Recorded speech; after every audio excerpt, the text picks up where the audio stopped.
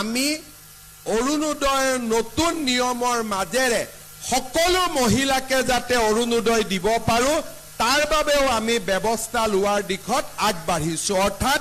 যেনে কথা তেনে কাম আমি সেই দিশত আগবাঢ়িছো ইতিমধ্যে আমাৰ মুখ্যমন্ত্ৰীৰ যি আমাৰ উদ্যমিতা আঁচনি আছিল লাখপতি বাইদেউৰ আঁচনি আছিল তাৰো ফৰ্মবিলাক আমি স্কুটিনিৰ কাম আৰম্ভ কৰিছো